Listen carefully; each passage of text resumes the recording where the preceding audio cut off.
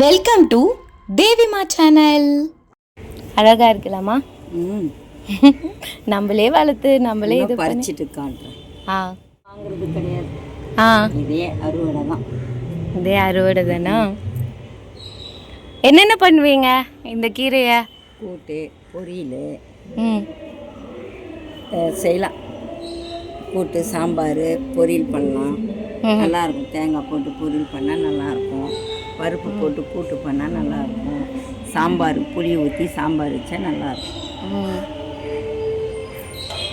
எவ்வளோமா cut பண்ணுறீங்க? இருக்கிற செடியெல்லாம் கட் பண்ணிட்டோம்னா அதுக்கப்புறம் இப்போ மழைக்கு நல்லா துளுரும்.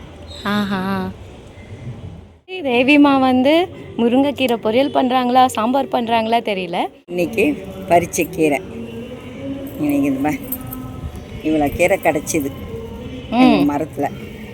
இன்றைக்கி இந்த கீரை தான் இன்றைக்கி இவ்வளோ கிடச்சிது எங்களுக்கு. இன்னைக்கு அறுவடை.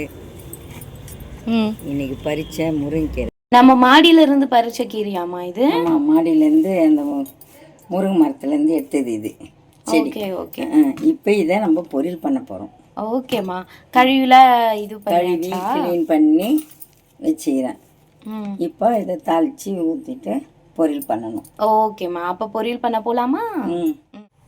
இதை இப்போ பற்ற வச்சுக்கிறோம்.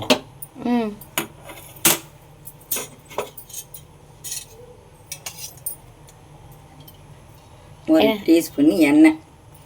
அம்மா கொஞ்சமாக தான் செய்கிறோம். ஓகேம்மா.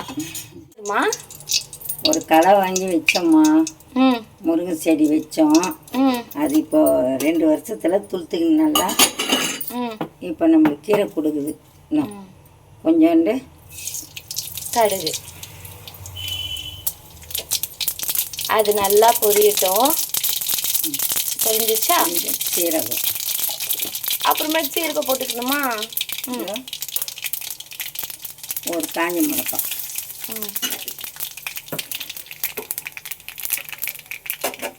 கொஞ்சம் வெங்காயம்,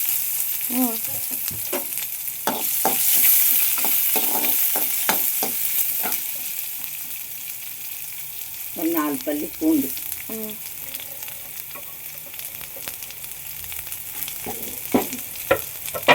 போட்டு நல்லா வதக்கிக்கணும்.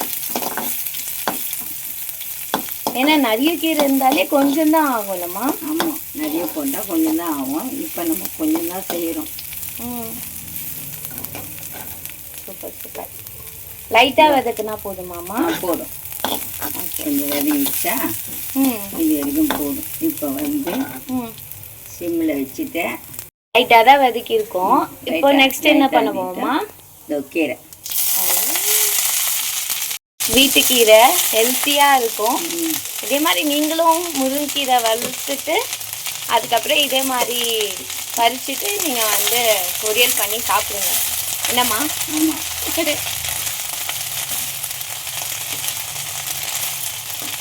இது ரொம்ப வதங்கக்கூடாது. அம்மா சில பேர் அந்த சின்ன காம்பு கூட எடுத்துடுறாங்கம்மா. அது ரொம்ப கொஞ்சம் முத்தலாக இருந்தால் எடுத்துடுவாங்க. இது பிஞ்சி கீரை தானே. இது ஒன்றும் இல்லை. ஓகே. அந்த கீரைக்கு ஏற்ற உப்பு கொஞ்சம் தான் போடணும், ரொம்ப போடக்கூடாது. கொஞ்சம் தண்ணி. ஓகே. அதுக்கப்புறம் விதைக்கணுமாம்மா? அவ்வளோதானா? இதோட இந்த தண்ணி கொஞ்சம் சுண்டற வரைக்கும் விதைக்கிட்டு அடுத்தது தேங்காய் போட்டணும்.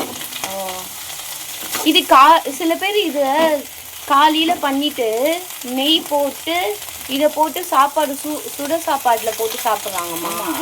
அது ஒரு மாதிரி வேறையான பண்ணணும். இது பொரியல்.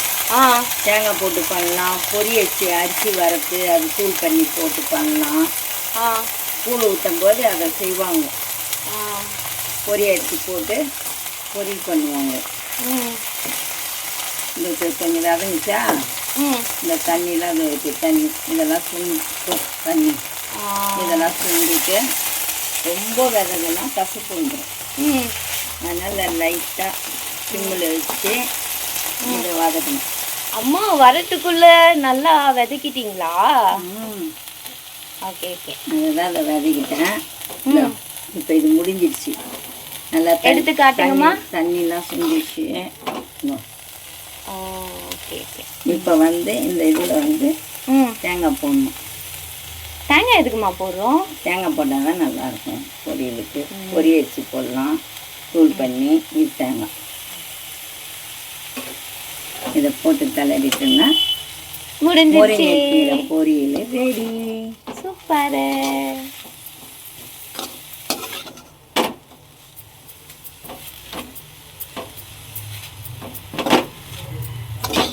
இதெல்லாம் சிம்பிளாக செய்யறது தான்.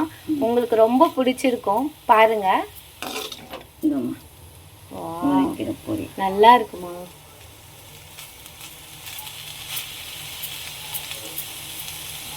இது இலசியான முருங்கீரை.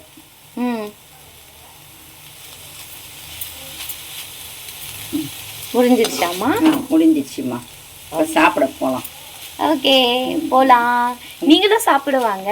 நம்ம வீட்டு மாடி தோட்டத்தில் விளைஞ்ச கீரையை நம்ம வந்து பொரியல் பண்ணியிருக்கோம். அதுவும் இது என்ன கீரைமா?